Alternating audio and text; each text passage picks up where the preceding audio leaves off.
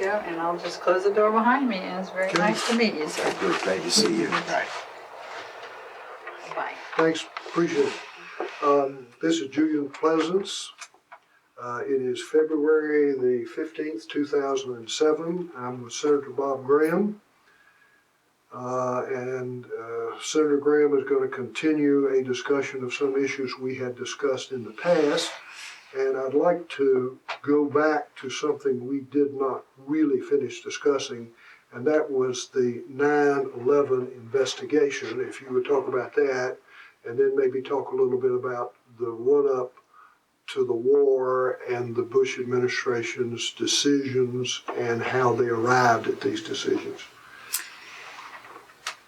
By fortuitous circumstances, it ended up that I became chairman of the Senate Intelligence Committee in June of 2001 when Vermont Senator Jim Jeffords switched parties from being Republican to Independent. That put the Democrats into a majority, and I became the chairman. At the same time that a good friend of mine, Republican from the southwest part of Florida, Porter Goss, was chairman of the House Intelligence Committee. We'd had a long personal and political relationship in Florida and were very similar in our approaches and styles. When 9/11 occurred, I was actually having breakfast in Porter's conference room with the head of the Pakistani intelligence service, getting his perspective on the Taliban and Al-Qaeda. Immediately after that, it was obvious that there was going to be a lot of questions of why did the American intelligence community not interdict this plot before the tragedy occurred. And I went to Porter with the idea that our two committees knew more about that subject, and all of our members had the clearances to be able to receive whatever level of classification of information would be available, and that rather than pursue this through an ad hoc committee such as the one that was organized after the Iran-Contra issue, that we ought to put our two standing committees together and do an investigation. Porter thought well of that and then said, well, we ought to get the sign-off of the leadership in both houses of the Congress and then at the White House. So we quickly did the first. And then Hastert was okay with it?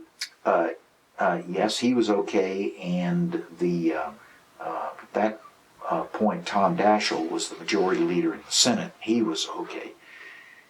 Porter and I then went down to the White House. This is towards the end of September of '01, and presented our suggestion primarily to Condoleezza Rice, who was at that time the National Security Council head, and then next to Vice President Cheney, who became the person that was our principal contact with the administration throughout the investigation. They said they thought it was a worthy idea and that they would be fully cooperative.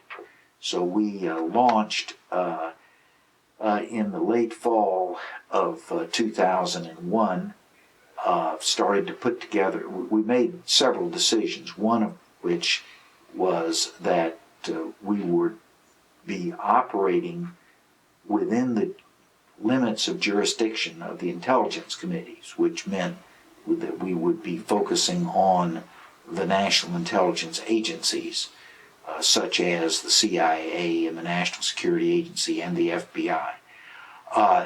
We did not have jurisdiction to go into areas such as the Federal Aviation Authority and ask why some of the things that had made it possible to hijack commercial airliners had taken place. That was an important issue, but it wasn't within our ambit. Second is we knew we had a time clock because we were creatures of that Congress, which was going to expire at the end of 2008.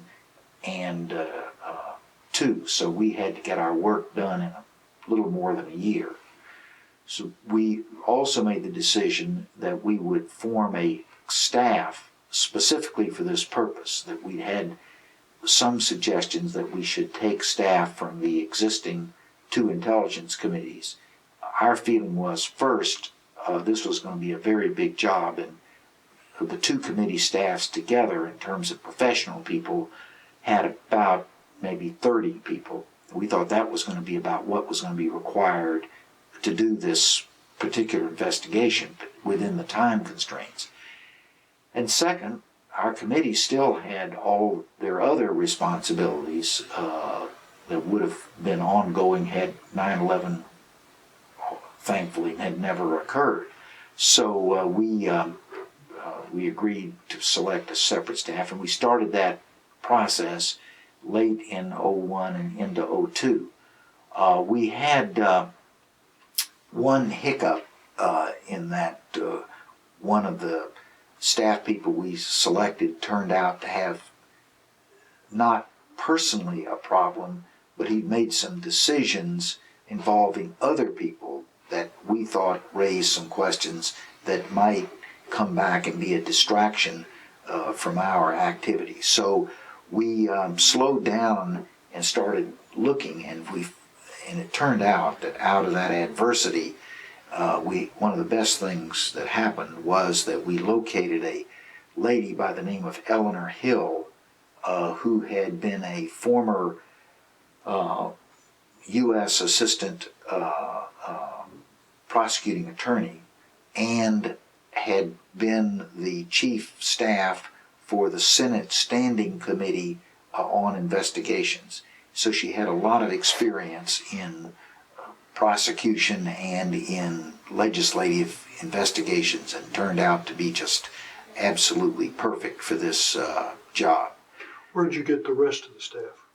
We got it mainly from retirees from the agencies. We organized around agencies. We had a CIA group, we had an FBI group, etc. And most of the people that were there had many years of experience with the agency, which proved to be extremely valuable. And I'll mention just one illustrative example of that. So we got moving in the spring of the year. We took about a month to do background work and some initial planning, and then we began to have public hearings, and later in the summer closed hearings as we got deeper into the subject matter. We had asked at the beginning for all of the agencies to give us everything they had that was relevant to 9/11, and we got hundreds, thousands of pages of the documents and list of people to interview as witnesses. But we found out in the midsummer of 2002 that the FBI had been withholding some information, particularly that related to what we thought was a very significant set of circumstances in San Diego, California, where there were 2 of the 19 hijackers were the first 2 to come into the country and stayed here the longest between entry and 9/11. This is the landlord. No, these were the 2 hijackers. But the one they wouldn't let you interview was was the landlord. He became their landlord. They ended up wanting to find a different place to live than the apartment that they'd initially had selected for them. They had come to know a retired university professor who had recently gotten divorced and had a large home that he was living there singularly, and he wanted to have some people to live there for a source of some income, but probably is also to have some companionship. And he started to take in young Saudis as boarders, and he took in these 2 young Saudis who would eventually fly a plane into the Pentagon. He also had a second job which was as an FBI informant. So you had the anomalous situation that two future hijackers are living in the home of someone who's getting a regular paycheck from the federal government to be aware of suspicious circumstances in his community. That was an issue that we never were allowed to get access to. Frankly, the administration went into a stall in the fall of '02, and they ran the clock out. We made a very strong recommendation that the 9/11 Commission, the Citizens Commission that followed us, should pursue the several lines of inquiry that we had identified in San Diego for reasons that are inexplicable, but I think will eventually be very interesting. The 9/11 Commission decided not to do that, and so this part of the mystery goes unresolved. Did the FBI interview him? They had him in protective they had the landlord, the retired university professor, in protective custody, which was one of the reasons that you had to have the FBI's cooperation to get access to him, because nobody knew where he was except for the FBI. And you think this was to protect Saudi Arabia and the oil? Yeah, that's part of the mystery. What would have motivated the administration and the FBI to be so protective of this individual who clearly had an important story to tell that could have been illuminating on the overall 9/11 plot, whether it was protecting Saudi Arabia, whether it was protecting the incompetence of the FBI and allowing them to continue to pay this alleged agent of theirs, who was also at the same time, you could say, protecting two of the future hijackers. So there were a lot of possible motivations. Which one was true, we don't know at this time. We'll find out eventually. He has never been interviewed. You never have any specific information from him. No. At an earlier stage in the investigation, the administration became very exercised over what turned out to be a minor event. We'd had some testimony from the head of the National Security Agency, which is the agency that is what they call the signals collectors. They listen to conversations. And in the period just before 9/11, they had collected some information which, in hindsight, could have been valuable if it had been translated and somebody who had some analytical skills had seen it and could have put dots together.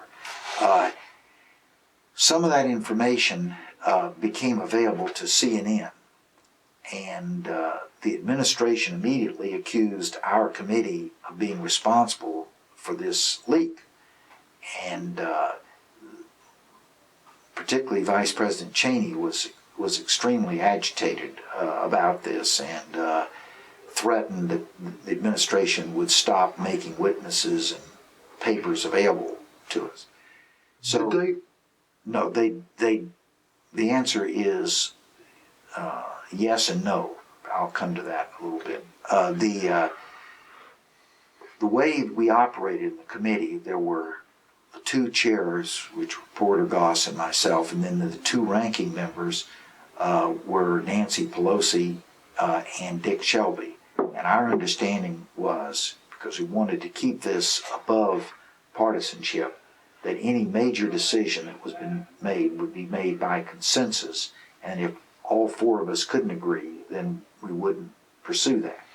So we got the four of us together to see what to do about this leak, and after reviewing a list of not very good alternatives, we decided that the best way to do it and the way that would tend to put it to rest was to turn it over to the FBI and have them do a full-scale investigation, which we did. That raised some considerable objection by our members of the committee because it said, look, we're in a position, we're trying to investigate the FBI. Now the FBI is going to be investigating us. You know, it gets to be kind of the dog chasing his tail analogy. But we felt that that was the best of an unsatisfactory set of options to deal with this. And as it turned out, after 3 or 4 years of investigation, and I was interviewed, I think almost every member of the committee was interviewed, they never could determine that any member of the committee did this. Shortly after that CNN report, there was a press item which basically said what CNN said, and then gave some information about this circumstance that we had not been briefed on, which led me to believe that the leak initially had come from someone other than us because we didn't know what was in the news story. And my own suspicion is that some member of the administration actually leaked it, and then they used this to try to disrupt our activities. Although I do remember reading that some people thought it was Richard Shelby who did it. He was, if there was a member of the committee who was probably most under question, it would have been Dick, but they never could reach that judgment. So it was a very tense, contentious period, and the further we got into it, deeper we went down in layers, the more resistant the administration was to giving us the full cooperation that they had promised at the beginning of the process, and they started to stall to get to the end of the Congress, and then we would lose our charter, which particularly in this San Diego situation, they were able to do. We submitted our report in a classified form in mid-December of 2002, with the expectation that we'd have a fairly quick review and then would be able to issue a declassified version to the public. In fact, it took the better part of 7 to 8 months to get it declassified, and Eleanor Hill and some of her staff people who were the intermediaries with the clearance agencies at the White House and at the individual intelligence agencies were beside themselves with the procrastination and the delay and the sort of picayune way it went about. At one point, they'd offered a deal that we would agree to redo our report as a clean report, excluding any of the redacted material. Generally, when a document goes from classified to declassified, the way it's presented is the original version with lines drawn through parts that are considered to be security sensitive. They didn't want that. They wanted to have a clean version so the public would never be aware of how much of the original material was deleted. As it turned out, there was a fair amount of redaction throughout the document, but there was one section of about 28 pages which dealt precisely with this issue of what foreign governments had done to assist the hijackers that was totally deleted. And I think there was both Shelby and myself made public statements at the time, after having gone back and reread those 28 pages, that there was nothing in there from a national security basis that warranted that total deletion.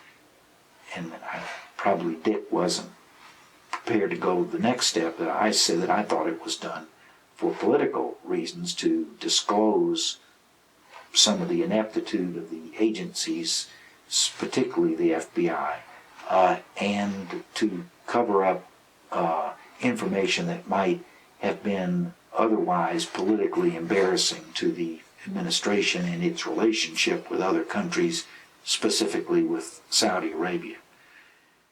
So that report became the foundation for the 9/11 Commission report as it related to the subject matters that we covered, and our what turned out to be 19 recommendations were followed fairly consistently by the 9/11 Commission as it related to intelligence This is reform. the Citizens Commission. The Citizens Commission, yeah.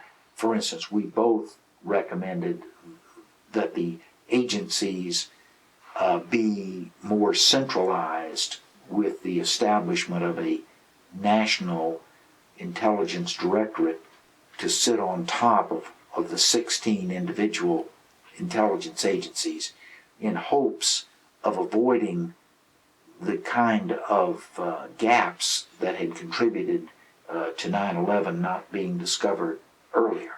While we're on that, that did take place. Mm-hmm. John Negroponte was appointed. Was the first. Has it worked? I think it has helped, but there's still a long way to go. There are areas that need to be dealt with on a community-wide basis as opposed to agency by agency. One of those is a program that is starting right here at the University of Florida for the training of the next generation of intelligence officers using the model of the military's ROTC. That is, a student would start as an undergraduate. They would make a commitment to take a certain curriculum in addition to whatever they're taking to get their degree, and they would do activities in the summer as the training that the ROTC officers do. And then at the end of the process, they would commit to serve a certain number of years in the agencies. In exchange for all of that, they would get student financial aid while they were undergraduates. That program today is being run by the National Security Agency, this Signals Agency. I think it should be run by the Director of Intelligence, because the idea is that the graduates of this program will be open to select which intelligence agency that wants them, that they would like to take. And part of the problem is I forget the number, 28 different ones. There's the DIA, Defense Intelligence. They're, depending on how you count them, and the number changes, there are 16 as of now. And that makes it much more complicated, obviously. Yeah. The other thing is, and this is my belief, that the next step that needs to be taken is very similar to what the military did in 1986. The military in 1947, after the Second World War, had shown some gaps in having a system where the Army and the Navy and now the emerging Air Force had some problems relating to each other. They came up with a solution very similar to what we did for the intelligence. That is, put somebody on top of all of those, and that person is the Secretary of the Department of Defense. That helped, but as things like the Iran hostage taking and our failed efforts to rescue the hostages showed, there still were a lot of incongruities among the agencies, the military services. And so what happened in 1986 is that the military was reorganized around central commands, which had a geographic responsibility. One of those is called Central Command, and it is responsible for the Middle East and Central Asia, and therefore its commander has been the leader of our efforts in both Afghanistan and Iraq. I think that kind of organization, not in the case of the intelligence agencies around geography, but rather around mission. That is, that you would have a group of people whose responsibility was to gather, analyze, and disseminate information on the proliferation of weapons of mass destruction would be one. Terrorism would be another. Another might be a subject like energy security, and they would those subject matter centers would draw upon the resources of the functional agencies to support their mission, but they would be in charge, and so you wouldn't have as great a possibility as we experienced in 9/11 of the right hand not knowing what the left hand was doing, and therefore both hands essentially being inoperative and bad things happen. How many of the 19 recommendations you made did the 9/11 Commission adopt? Well, they didn't adopt number 19, which was that they continue this inquiry into what was going on with foreign governments' involvement.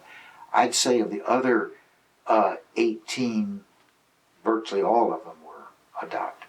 And now the Congress has adopted them as well. What was the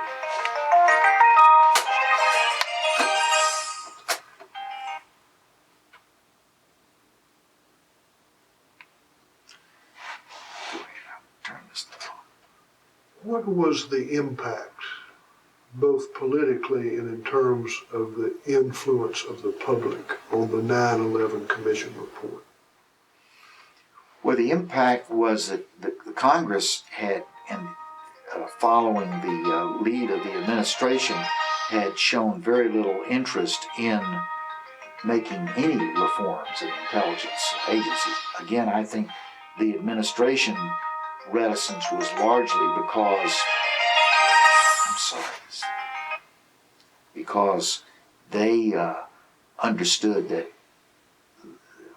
any further digging in these areas was going to produce things that weren't favorable to them. And by this time, their focus had moved on to Iraq, and they didn't want to have any additional distractions. So my suspicion is they told the Republican leadership, and by the Republicans in the 2002 elections, reassumed majority in the Senate and continued their majorities in the House, that the White House told that leadership that they didn't want to have any big changes in the intelligence agencies.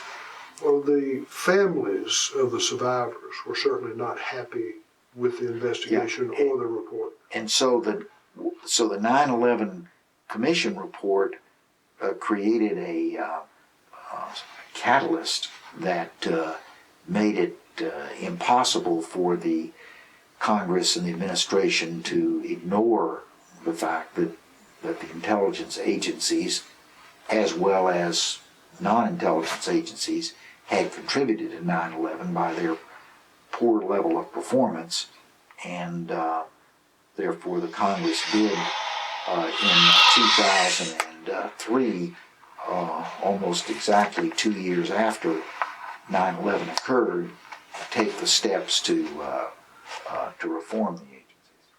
And so this is the National Intelligence Directorate.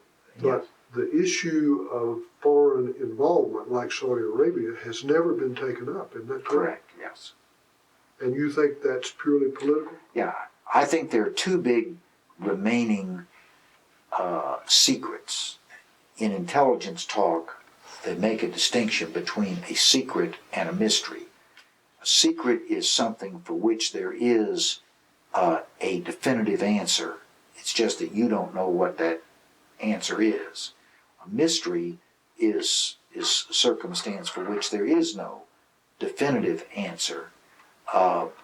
Just maybe a range of possibilities, with some possibilities being more likely than others. I think the two big secrets, that is, for which there is a known answer, we just don't know what it is, are one, what was the full extent of the Saudi involvement in 9/11? And two, why did the administration go to such lengths to disguise that? Someday the answers to those two questions will be forthcoming. It may be that some good investigative historian will stumble on the answer. Go back and pick up the. If you want to do something after your retirement, That would be good.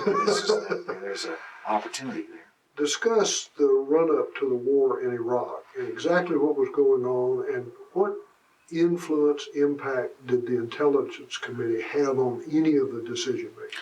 Well, at the time that our investigation was reaching the most contentious level with the administration, which was in the late summer and early fall of '02, the administration, which had been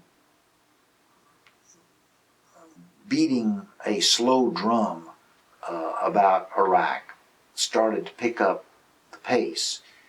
And in early September of '02, we had a closed session of the Senate Intelligence Committee. This is operating not as part of the joint effort with the House on 9/11, but independently on the Iraq's situation and what the administration had in mind. And we got a very strong statement from the then head of the CIA, George Tenet, about how threatening Iraq was, particularly with its weapons of mass destruction. And they showed us pictures of sites where weapons were being stored or produced, and they had a list of 550 of those sites that represented the gathering storm, as the president referred to it at one time. We asked the CIA if there had ever been a national intelligence estimate, which is where all the intelligence agencies come together, put their best information on the table, and try to arrive at a consensus. But also, if there are agencies that disagree with the consensus, they have the opportunity to present dissenting views. Well, the answer was no. There never had been such a document produced for the Iraq War, which we found to be stunning because they do these fairly regularly on things much less significant than getting ready to go to war.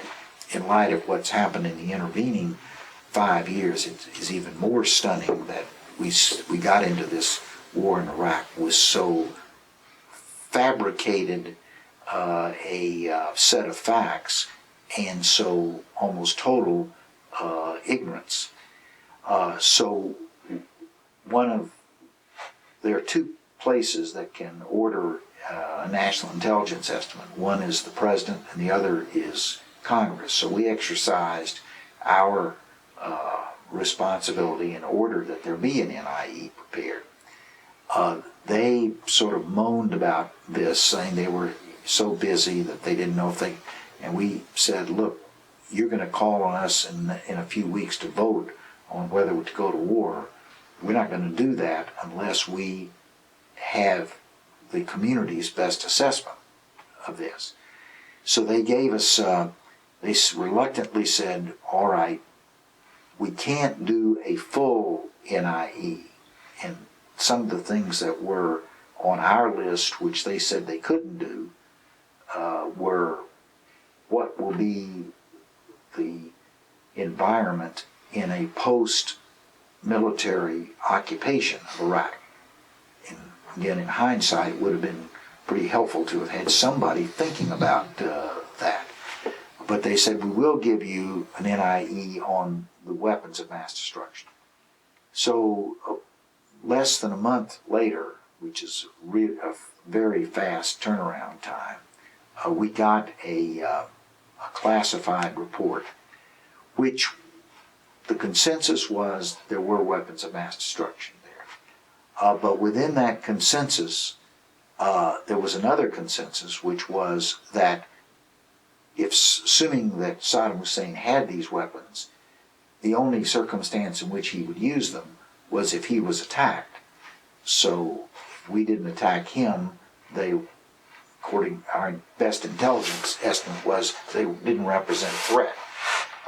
Second, there were some considerable dissents to the consensus. Some of those were things that have become very prominent now, like just how far had Saddam Hussein's nuclear program gone, and was there strong evidence that they were getting materials from Africa to accelerate their program. The agencies that knew the most about that issue, such as the Department of Energy, which does our nuclear program, said no, they did not think the evidence was convincing that in fact was occurring. Is there, and I've been reading about this, and there's some supposition that in the Defense Department, Doug Feith and Rumsfeld took these various CIA Energy Department estimates and reworked them to support the view that they wanted to support, which was a rationale for going to war. Do you think that's what's happened based on your experience? Yes. In the summer of 2002, July, with several members of the Intelligence Committee, we visited a number of places in the Middle East which had or were likely to play a role in the future war on terrorism. One of those places was Tel Aviv, and in a discussion with some of the intelligence experts there, they said one of the things that the Israelis have done, which we think was a big mistake, was after the Sinai War, where their intelligence agencies were heavily criticized for not having given them some better warning. This is the Mossad? Yeah, I think this was in '67. Okay. The response was not to reform the civilian agencies, but rather to set up a parallel intelligence in the Ministry of Defense. And the effect of that has been to give politicians in Israel a choice. They can go to their equivalent of the CIA to get intelligence, or they can go over to the Ministry of Defense and get intelligence, and frequently the two are quite different. And then they'll select which one comes closest to their predetermined opinions, and they'll say, well, that's the better intelligence. And they thought that Israel had been very poorly served by that they should have concentrated on reforming their existing intelligence agencies, their equivalent CIA, and not set up a competitive system. Well, the irony was, exactly at the time that we were being told how the Israelis had made a mistake, we were replicating at a higher level that exact mistake. So I think it was set up for this precise purpose of giving the administration the patina of coverage that they had intelligence, that there were weapons of mass destruction, and that there was materials coming out of Africa, and that there were aluminum tubes that were being smuggled into Iraq that could serve for their nuclear program. And all of that just created the smokescreen that got us into the war in Iraq. One example of that would be Ambassador Joe Wilson's report that this was false, and immediately not only did they attack the report and attack him, but they, as we know, outed his wife, Valerie Flame, and that appears to be an attempt to downplay dissent within the administration. Would you see it that way? Yes, I'm going to answer that question, but I want to then go back to sort of the chronology of the run-up Okay. to the war. I think one of the things that's hard to understand is how they could have concluded that by telling the world that this former Foreign Service officer and ambassador, who had very strong credentials to do it, he'd been our number 2 in command in Baghdad, so he knew the Iraqis. His resume was heavily tilted towards Africa, so he had served in a number of African countries, I believe, including Niger, which was the country that was supposed to have been the source of this stuff. So if you had looked around to find somebody who could credibly do this kind of report, he would have been high on your list.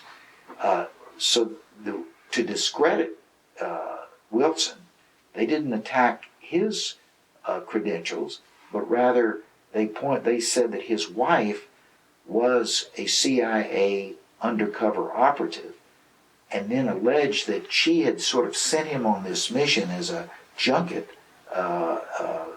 using her influence. Well, I don't know very many people who'd like to go on a junket to Niger to begin with, but there was no evidence. That was just a speculation without any substance, and it just seemed like the most bizarre plot to try to discredit somebody, to commit a criminal offense of announcing the identity of an undercover CIA Outing a agent. CIA agent is against the law. Oh, it's a very and she was not just an agent. She was Undercover. in CIA operatives, there's sort of 2 big categories. One are those who are under diplomatic cover. They are by far the largest number of CIA agents serving abroad do so through an embassy. They may have a title such as economic officer, which gives them diplomatic immunity, but their real job is to work for the CIA. So if they are found out, they get declared a persona non grata and sent back home. The other category are called non-official cover, or NOCs, and those are people who don't have diplomatic cover. They are operating as a business person or a journalist or some other alleged position, but again, their job is to get information for the CIA. That's what Miss Plum was. And that's a very, very dangerous thing. We're very deficient in people who are willing and able to do that, particularly who can speak Arabic and can function in the countries that we're most interested in getting information about today. And so her outing was a very serious breach and potentially damaging to our national security. Excuse me, didn't the administration and Cheney send Joe Wilson? Well, the word send is subject to interpretation. Apparently, Cheney had in the I guess this is in the early part of '02. I'm not certain just what the time frame is. That he made a number of visits out to the CIA and was very unsatisfied with the fact that their intelligence wasn't coinciding with what he thought the state of the world was, particularly in Iraq. Along the way, he had seen a story that yellow cake, which is one of the precursors of a nuclear weapon, was being shipped from Niger to Iraq. It was in an Italian newspaper, and so he wanted to have the CIA check it out, and the CIA's response to that request was to send Wilson there to do it. So I don't think the vice president wrote out a memo, send Joe Wilson to Niger.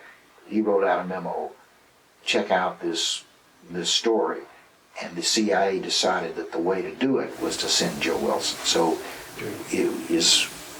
we're now in a what does the word send mean? So but let me go back to the I'd gotten up to the point that we'd gotten a classified document. Consensus was they had weapons of mass destruction, but that they wouldn't use them. Iraq would not use them. And then there was considerable dissent about whether they had them, or at least particularly whether they had nuclear weapons. So we then, it was our feeling, a majority of the intelligence community, that a lot of that classified report was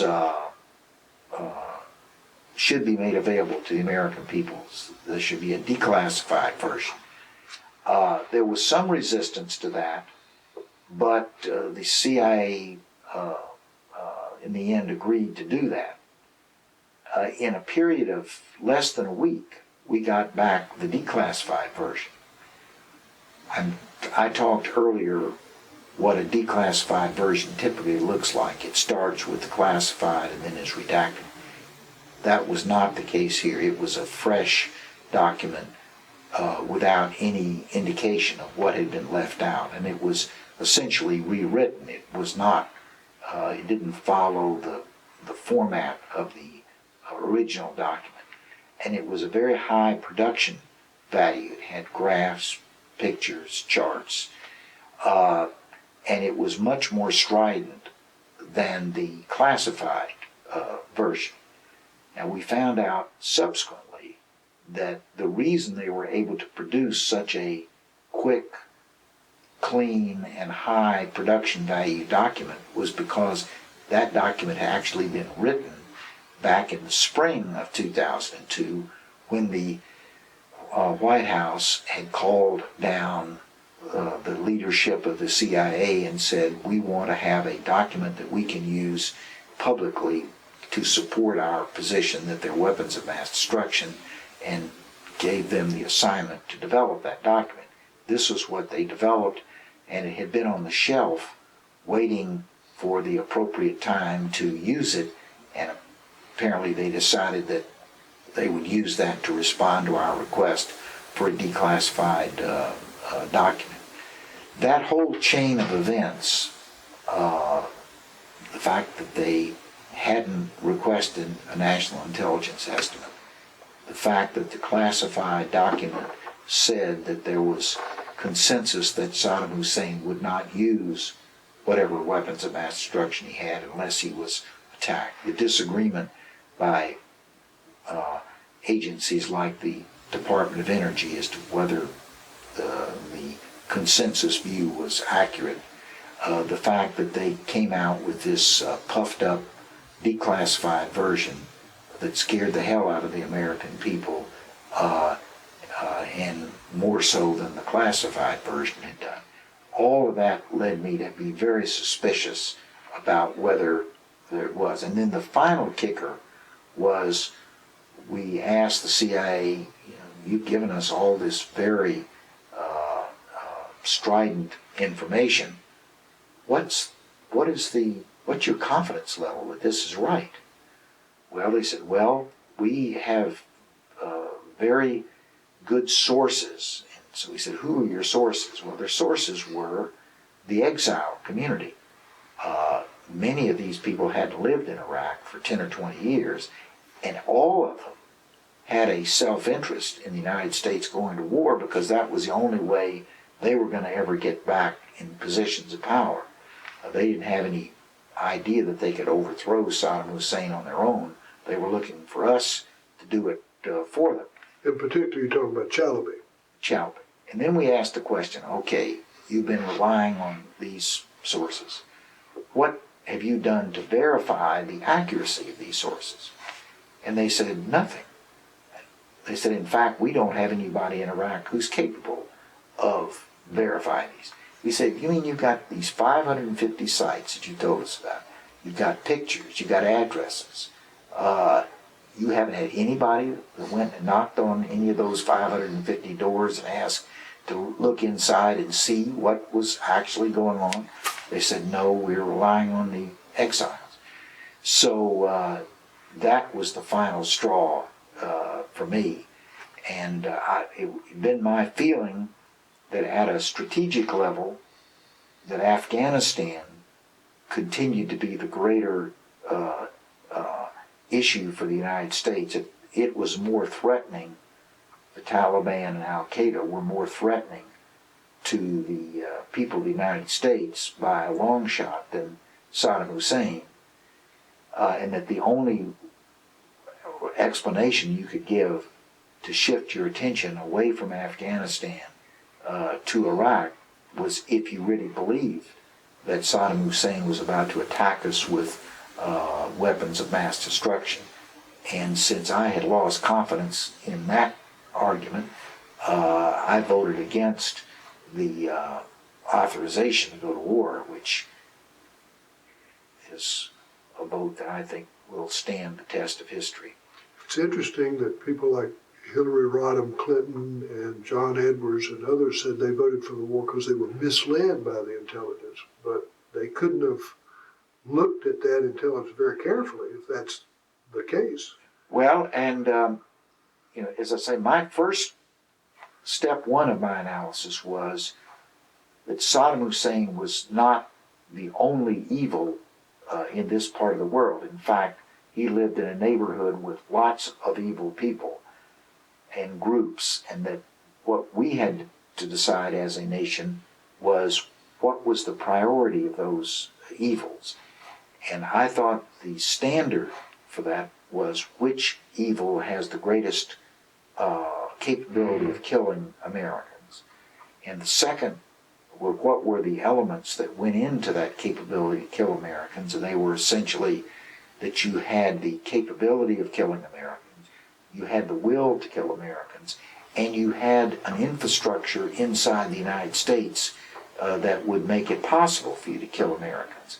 Because one of the things out of our 9/11 investigation, which, as I said, was going on concurrent with all this discussion on Iraq, was that I came to the conclusion that but for the network that the Saudis and maybe others provided for the 9/11 hijackers, they could not have survived for almost 2 years in the United States without detection and been able to do all the things that they did to prepare themselves for a very complicated plot on September the 11th. So if the Bush administration knew that to some degree the intelligence had been cooked, and people argue this goes all the way back to Paul Wolfowitz, do you see that the Bush administration had been planning to go to war all along?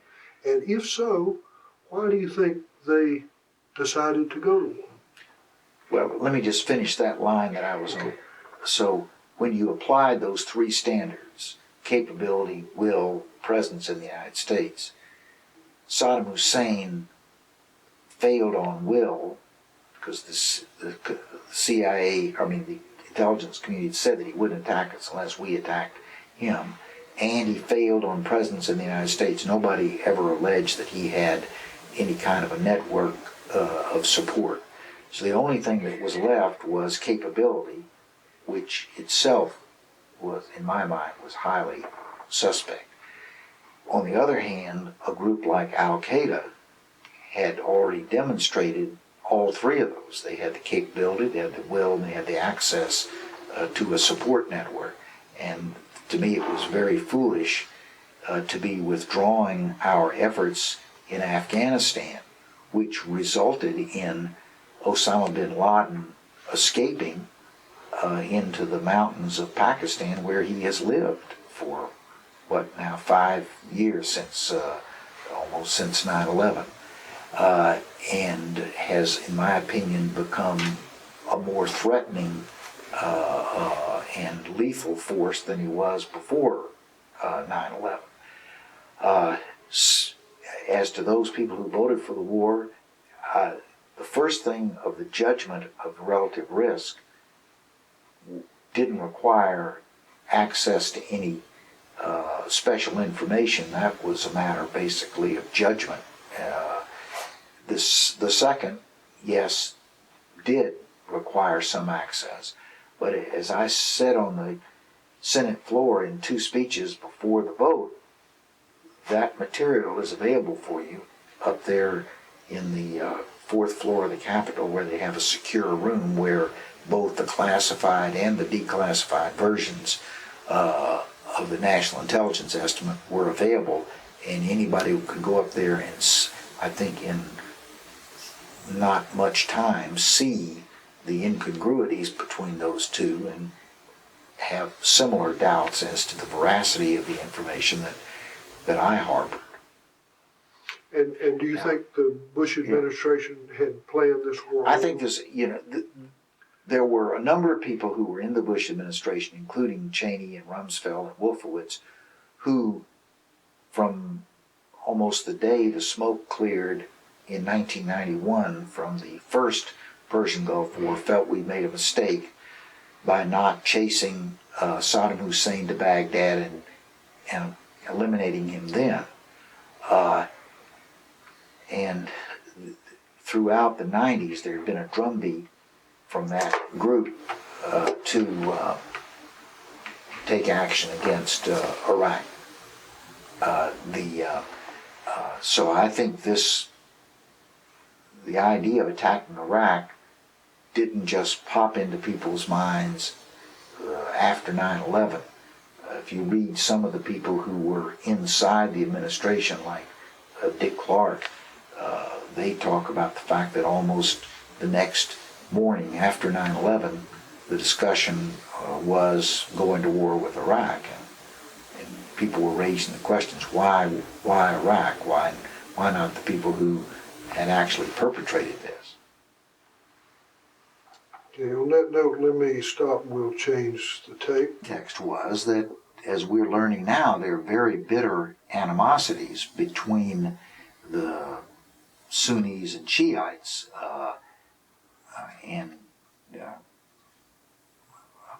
Saddam Hussein was not only a Sunni, he was a particularly secular Sunni. Osama bin Laden is an extremely devout, I think you could properly say, radical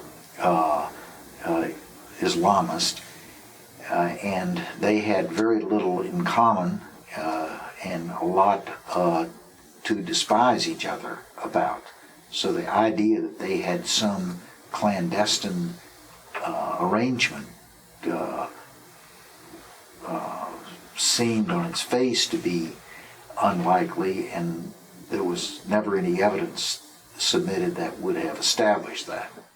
Did you have a sense that in the administration that Colin Powell was one of the ones who might have been suggesting that they go a little slower, or might even have opposed the war?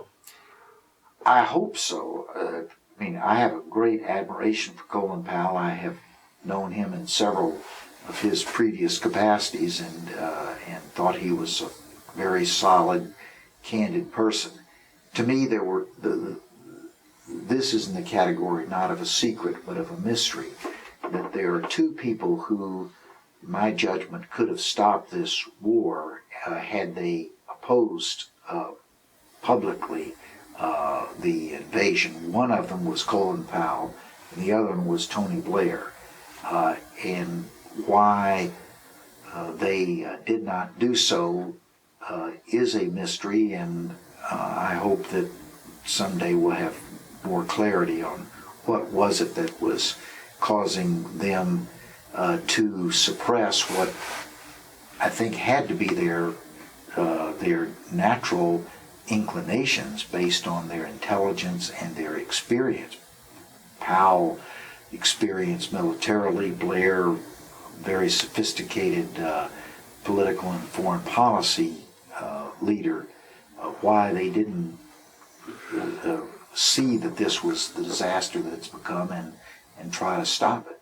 And remember, Powell was the one who advocated getting out of Iraq in the first war. Yeah, well, he had the Powell Doctrine, which was a series of conditions for the United States committing military, and some of those conditions were you use overwhelming force. In Iraq in 2003, we went in with what everybody at the time thought was an inadequate capability, particularly for the occupation. You may recall that the head of the army at the time said Shinseki said that they were going to need like 300,000 or 400,000 troops, not the 150 or 75 that they had, and he got canned for having made a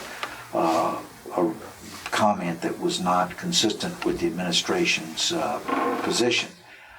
So I think from a military standpoint, Powell should have understood what was happening. From a political standpoint, Great Britain occupied Iraq from the early 1920s until the early 1950s. They probably knew as much about the history and the culture and the likely situation after an invasion anybody in the world, and why they didn't come forth with the concerns that knowledge would have given them is another mystery. And Powell did present information that was later proved to be incorrect, and he has since that time stated that he regrets having done that. And part of his Powell Doctrine is an exit strategy. Yes. And somehow or another, I would like to know how much he conveyed of that point of view, and whether Rumsfeld and Cheney just froze him out and he had no position. Mm-hmm. Some people said they thought if he opposed the war and they continued, he should have resigned. Well, there was somewhat of a parallel of that back in the Nixon administration, when a man named Archibald Cox had been designated to be the special investigator into the degree of White House involvement in Watergate, and when Cox became too assertive in that, Nixon demanded that the then Attorney General fire Cox. That was Elliot Richardson. And Richardson refused to do so, so the president fired him, and then the next in command was Robert Bork. It was Ruckelshaus, and then Bork. Yeah, I guess, and Ruckelshaus refused to do it. You're right. And then the next man in command was Bork, and Bork did it. What else could the Senate or the Congress have done at this juncture to oppose the war? I mean, you had a vote on it. The vote, both houses, was favorable. At that point, were you, as a member of that body, committed to support the war? Well, the body was committed. I wasn't committed because I had voted against it. And I guess the answer was once the Congress had voted to authorize the war, although in hindsight some people are saying, well, I authorized the war based on the president exercising better judgment. I did it based on an understanding that there'd be a real diplomatic effort to avoid conflict, etc., etc. The fact is, we essentially wrote a blank check, and he took it up and did what he did. And so I'm not too sympathetic to that argument. And once we'd done it, there was another vote which came up after we had gotten into Iraq. This would have been in the summer or fall of '03 for an enormous emergency appropriation to fund it. I voted against that. First, I had satisfied myself that there was a sufficient amount of money already in the pipeline that this would not have resulted in endangerment to the troops. My feeling was that if we gave another blank check, this was for almost $100 billion, it would guarantee that, one, the president would not have to pursue any international partners for this, that he would be able to continue to make this, although they kept talking about the term coalition. The fact was it was the United States and a few other than the British were a serious partner, but that was about the extent of the coalition. Coalition of the willing, I think is the way they put it. Yeah, I don't think the administration ever used those words. And then second, that we didn't have any control over how the Reconstruction money was going to be spent. I was concerned as to what was going to happen to it, and I'm afraid my concerns proved to be insufficient to what actually has occurred, which is just one of the most flagrant looting of the American taxpayers in the history of the country. Well, we just discovered that they took $200 million over there to give out, and nobody can account for it. Yeah, and that's unfortunately a fairly minor part of the real waste. So was it a failure of Congress not to have more oversight over the war? And I think, again, just like the Congress decided not to institute any of the changes in the intelligence agencies at the direction of the White House, stay out of this, and only when the 9/11 Commission and the families were able to build such a pressure did the Congress finally succumb to the obvious that we had to do some kind of reform. But also I think the Congress was under directions not to do any serious oversight of how the money was being spent. Directions from the Bush administration? Yeah, whether the strategy of the war was appropriate, all the things. The irony was that there was another analogy, and that was World War II. You had a very strong Democratic president in Franklin Roosevelt, and you had Democratic control of the Congress, and yet in spite of that, a not very well-known senator from Missouri named Harry Truman was appointed to head up a commission for the specific purpose of rooting out waste, fraud, and inefficiency in the military's persecution of World War II. And people thought that was appropriate, and the administration seemed to have cooperated with Truman's efforts. But it had to be very embarrassing to them to find that these things had gone on. But the difference between how Franklin Roosevelt viewed the role of Congress as an overseer and the way George W. Bush viewed it couldn't have been more night and day. Why didn't the Democratic Party make a stronger protest? Do you think some of them were afraid of being unpatriotic or lose re-election? Well, there are several different times when that question could be asked. I think the fact that the vote on the war was in October of 2002, before what was going to be a hotly contested mid-term election, with the Democrats trying to maintain their majority in the Senate, that was not just accidental. I admired the first George Bush. He could have put the vote on the first Persian Gulf War in the fall of 1990. But he didn't. He waited until January of 91 and went to the Congress, and it was a Democratic Congress, both houses, and persuaded them that this was the thing to do. And I was one of the Democrats who voted to authorize that. That was a close vote, wasn't it? 52 to 48? It was a close vote. And so I think, again, the fact that the first George Bush skewed the opportunity to politicalize the vote, and the second George Bush so enthusiastically took advantage of the opportunity to politicalize the vote. was part of the reason. And you had not only the people who were running for re-election, but also their colleagues were reluctant to vote against the president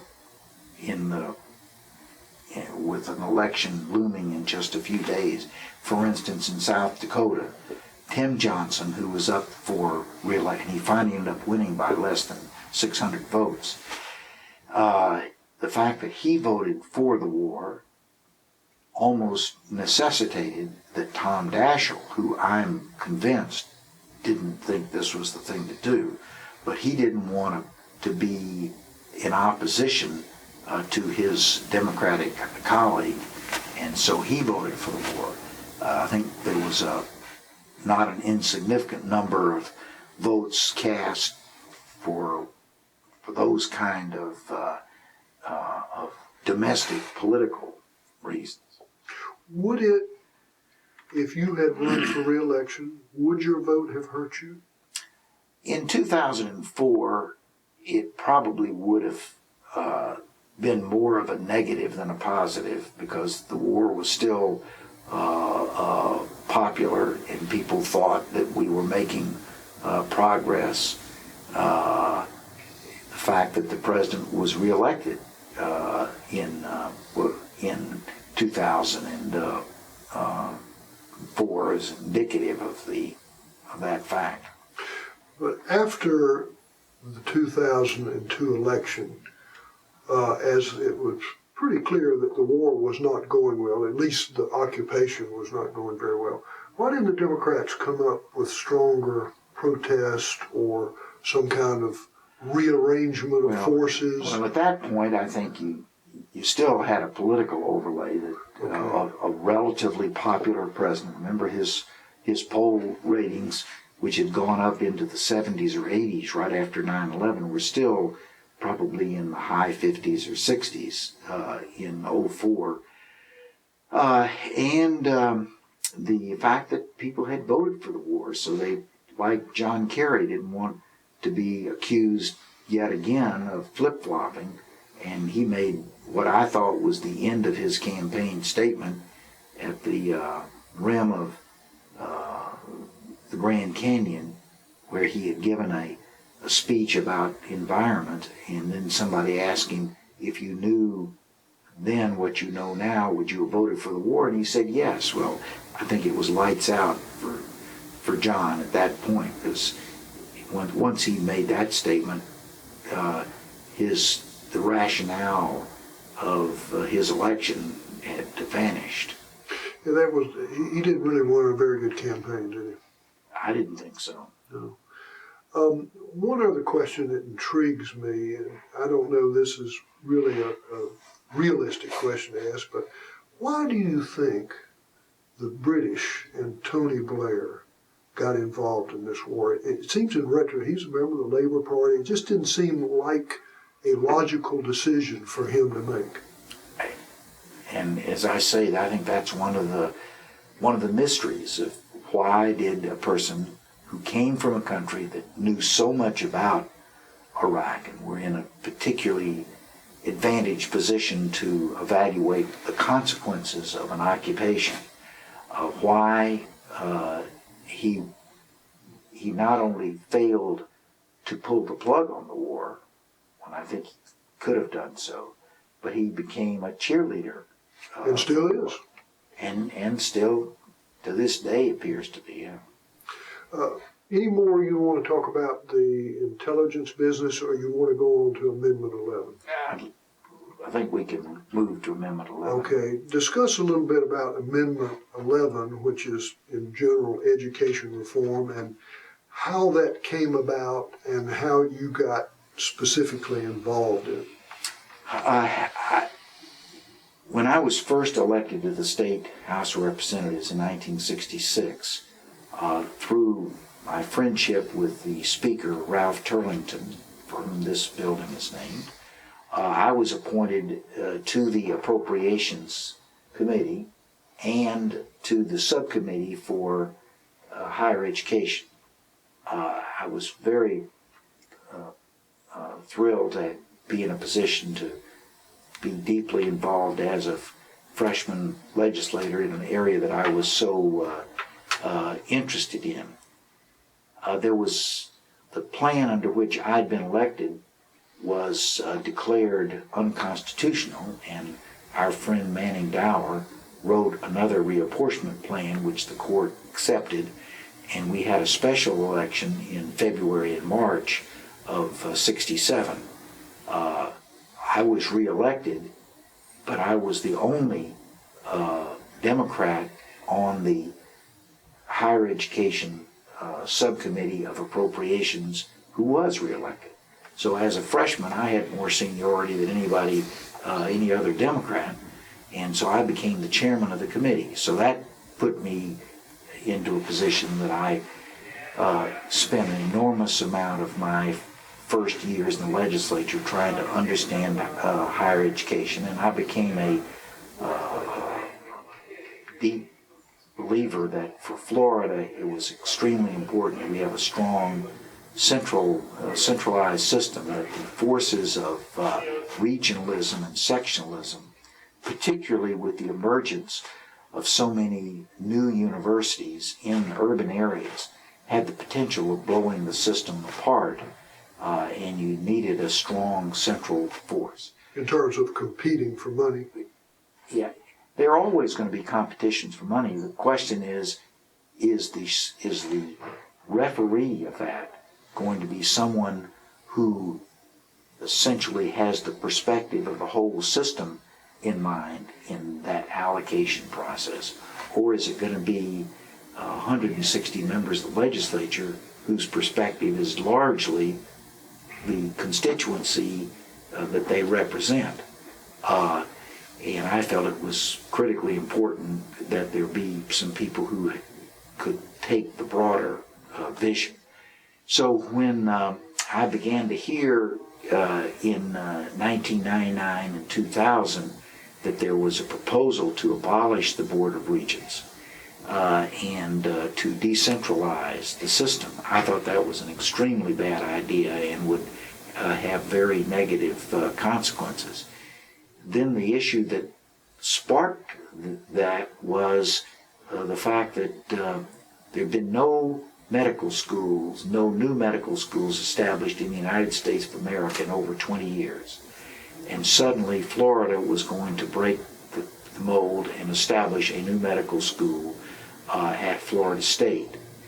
The rationale for the school seemed to be extremely unpersuasive, and I knew what the cost of this school was going to be. Huge. And the Board of Regents understood that, and they opposed the creation of the medical school. Well, it happened that the Speaker of the House John Thrasher was a graduate of FSU, was very committed to this medical school as sort of, this was going to be his Medal of Honor for having served as Speaker to get him to get the school at FSU. And so the way they did it is, since they didn't like the message, they killed the messenger and abolished the Board of Regents, set up independent trustees for each of the institutions, which at that point were 10, and not surprisingly very quickly became 11, as the President of the Senate, as his Medal of Honor, got a less than 1,000 enrollment campus of the University of South Florida in Sarasota, new college, declared as an independent 11th member of the family of state universities. Also remember there were 2 proposed law schools, which the Board of Regents was against. Also. And they ended up being, because everybody wanted their share. Yeah, when it was clear where the train was headed, everybody wanted to throw their baggage in the cars. So I happened to be the commencement speaker at the graduation at FSU in the spring of 2000, I guess it was 2001, and I used that opportunity to speak out against this slaughter of the Board of Regents and the decentralization of the system. And frankly, I was pleased at this thunderous applause that got from an audience the university that had been in many ways the principal beneficiary of this to date, FSU. So I sat down with some friends of mine, and we began working on some language to establish a constitutional central board which would not be susceptible to the legislatures terminating it at will. It would have to go back to the people to be terminated. And we, in the early part of 2000, the fall of 2001, began to gather some signatures. We had a kickoff here at Gainesville before the FSU Florida football game, and that we got some publicity. And I know Joan Raffier was She was the chair of the committee that led this effort. I spent a lot of time in late 01 and in 02 on the phone trying to raise the money, because we had to get the number of signatures. The minimum number was a little less than 500,000, but we'd been told, based on get 600, that we had to have 20% more than that in order to have enough of a cushion. It's a very difficult and expensive process. People who think that amending the Florida Constitution is easy have never tried it before. So we got through, and I'll tell you one little story which maybe future people who are thinking about amending the Constitution will find worthwhile. We wrote our amendment, and we did it in a very scholarly, legalistic way. And then we did a focus group where we brought in citizens to talk about this issue and to talk about the specific proposal we were about to make. Well, we found out that actually there weren't a lot of people that were very interested in this issue, so we knew we had a lot of work to do to get people focused on it. And second, when they read our language, they were even less interested in it. So we were at a stalemate. What do you do? It looks like this may all be for naught.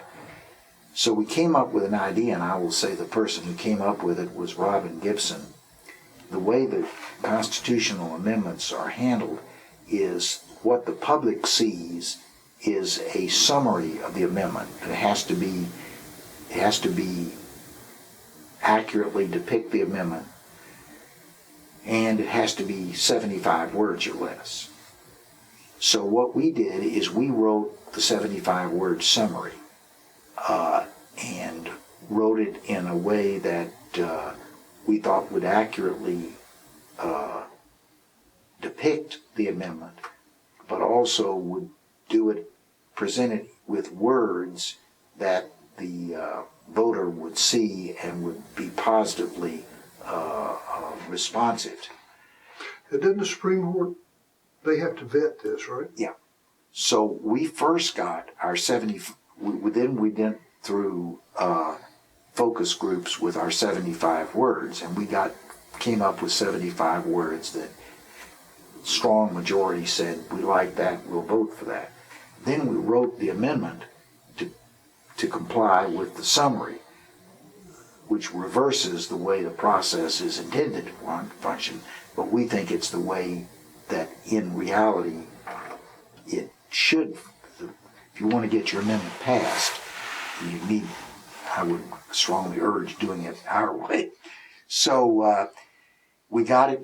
The Supreme Court found that our amendment met the single subject matter, which is another hurdle you have to overcome, which we were worried about, because when you're dealing with an institution that is as pervasive as the state university system, it's hard to keep it confined to a single subject matter. But we got over that, and the court found that our 75 words accurately depicted the amendment. And so at this point, we're hot on the getting the petition signed, and we used some volunteers, but frankly most of it was done by paid people who go around the country getting petitions signed, and you pay about $1 to $1.50 per signature, so you got to raise a lot of money to pay for those people. We thought we were in good shape. We're not, and you have to have your petitions in by a date in August, and we've been submitting our petitions in blocks as we and the local supervisors would count, and we'd get information back from Broward County that we had 27,000 petitions that had been approved in Broward County. So we kept adding up our... They have to be officially verified, that person. And they're verified by the local supervisor of election.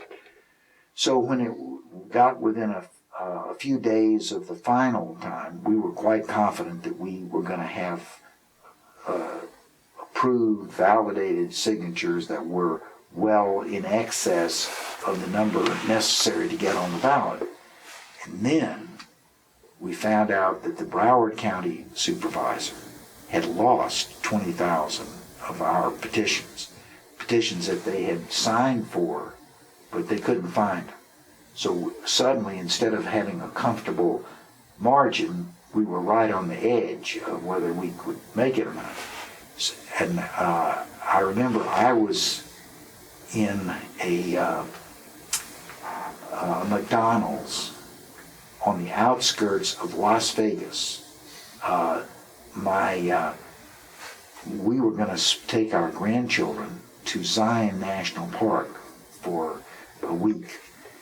And I was driving them from the Las Vegas airport up to Zion, and I got an urgent call from my friend Buddy Shorstein saying that we looked like we didn't have enough signatures. So I called my chief of staff in Washington, Buddy Min, and I said, Buddy, the two of us are going to have to go to Miami and see if we can figure out how to get 20,000 signatures. So we went down, I think we started on a Thursday, and we went to Walmarts, to big shopping centers. You doing this yourself? With about a half a dozen of us were doing this. We went to a Florida Marlin baseball game. There was a preseason Dolphin game we went to, but the thing that really put it over was on that Sunday of that weekend. We went to African American churches, and that's where we really, that was the breakthrough moment. And so we, by Monday, were able to submit all these new signatures, and then Tuesday was the tolling date, and they counted them and added them to the ones that had already been approved, and we were over the line and got on the ballot, and then we ended up winning with 62% of the vote. Even though Jeb Bush and the Republicans were strongly opposed to this amendment. Yes, and there was a very significant campaign against it, and virtually the whole establishment of the university system was either opposed to our amendment or quiescent. And frankly, I was personally offended at the fact that a lot of people who I knew better than what they were doing what they were doing, and thought that they were being politically manipulated. They were sort of like the Colin Powells of Iraq. They were being told to do things that in their conscience they couldn't have thought was the right. I was astonished by that, the reaction in the academic community to this amendment. I couldn't explain it. Well, I think it was just a matter of intimidation. People were worried if I am seen as opposing the governor, bad things are going to happen to me. Well, that was likely to happen because I think people understood how he operated. Let me go back. As I recall, the amendment set up a permanent board of regents with 17 members. Well, it's called a board of governors. And I think it has 13 members. 13, okay. But it would be what was the equivalent of the Board of Regents. Except actually stronger in particularly two regards. One, it was constitutional, which meant that the legislature couldn't do what it had done to the original Board of Regents. And second, it had some authorities that the Board of Regents didn't have. And maybe the most significant of those authorities is one that still hasn't been utilized, and that is to set tuition. I feel that the amendment clearly gives that authority to the Board of Governors, and yet the Board of Governors has been reluctant to accept it, and we're into situations like we are here at the University of Florida, where the university desperately needs some additional resources, but because the Board of Governors is still saying we can't do it on our own, we have to go through the legislature. Not surprisingly, the legislature is balking at anything that smells like it might be labeled a tax, and they're opposing any tuition increase. Now, part of the amendment was also to allow local boards of trustees at each university. We adopted what we call the federal system, and that was that there'd be a local board of trustees to deal with matters that were exclusively of that campus, and then if it affected two or more universities, it would be a Board of Governors responsible. Now, what I would assess at this juncture is that Bush essentially withdrew support from the new board, set up a board of education, which now controls all the education in the state, sort of gave them the power and just sort of ignored the Board of Governors, and then appointed at each university friends of the governor, so that in essence, he still controlled higher education in the state. Would you agree with that? Yeah, and the governor is, and I think should be, the strongest figure in the state in terms of the political structure of the university system. He's the one who appoints all of the members of the Board of Governors and of these individual trustees and of the State Board of Education. I'm hopeful that the new governor, and he's made some indications that this may be the case, will be more supportive of a strong central board.